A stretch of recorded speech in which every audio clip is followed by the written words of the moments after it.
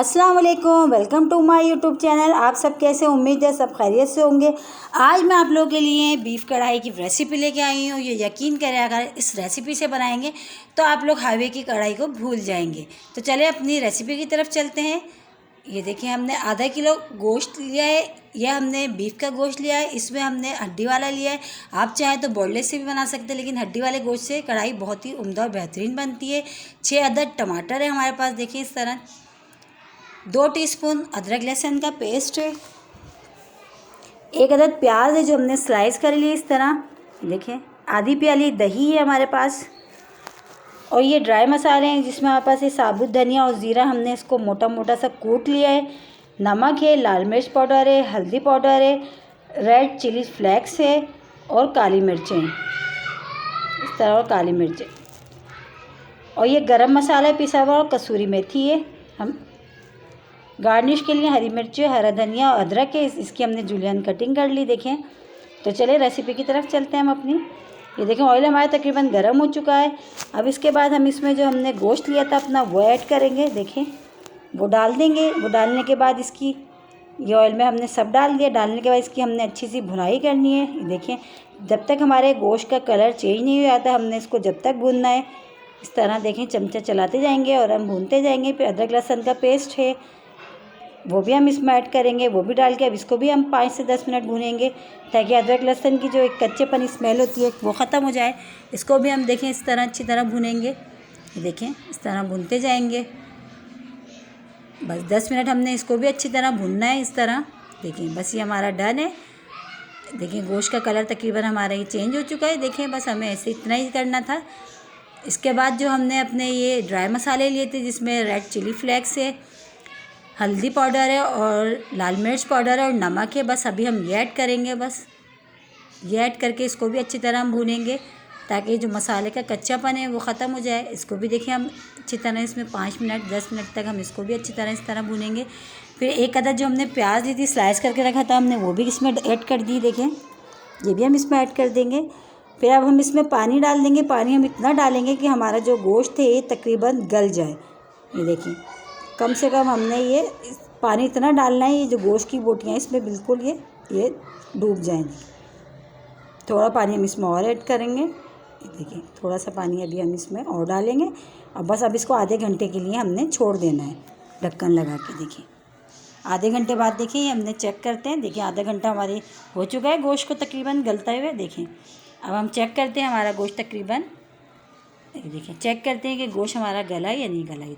ये देखिए गोश्त हमारा तकरीबन, ये देखें, ये गल चुका है। ये बस हमें 90% जो है हमने गोश्त को तकरीबन हमने गला लिया, ठीक है। अब इसके बाद हमने जो टमाटर थे अपने 2-2 कट कर लिए इस तरह, देखिए। बस 2-2 स्लाइस करना है, इससे ज़्यादा नहीं।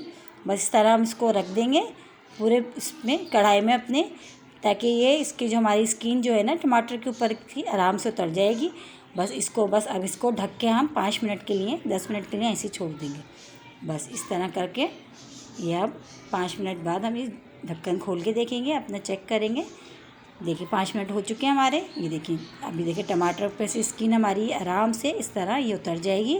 ये देखिए, ये आराम से हम इस तरह उतार लेंगे, सब टमाटरों पे से इसी तरह उतार लेंगे हम स्किन को। ये देखिए ईज़ी उतर जाएगी ये आराम से, देखिए बिल्कुल आराम से ही उतर जाएगी, देखिए। इस तरह करने के बाद सारे टमाटरों की स्किन हमने उतार ली। अब टमाटरों को इस तरह हमने इस तरह कुचला कर करके जो है इसको ये इसकी देखें, ये इसको हम टमाटर को चम्मच से कुचला करते जाएंगे और हम अपने जो है गोश्त की इसकी अच्छी तरह भुनाई करते जाएंगे। ये देखिए, ये बस हमने इस तरह ही भूनते जाना है। बस इसकी भुनाई, ये सारा टाइम हमने जो इसकी भुनाई में लगता है। फिर हमारे पास ये जो हमने लिया था साबुत धनिया, ज़ीरा जिसको हमने मोटा दरदरा कूटा था, और काली मिर्च, वो भी हम इसमें ऐड कर देंगे, देखें। वो भी ऐड करके इसकी भी हम अच्छी तरह भुनाई करेंगे। सारी बात हमारी कढ़ाई में जो है भुनाई की, इसमें जो है भुनाई बहुत अच्छी होगी और बस मुस्तकिल भुनाई होती रहेगी, और तो हमारी कढ़ाई जो बेहतरीन अच्छी और मज़ेदार बनेगी। देखिए सारे जो है इस भुनाई पे है हमारी कढ़ाई कि हमारी भुनाई अच्छी होगी तो हमारी कढ़ाई जो है बहुत बेहतरीन बनेगी।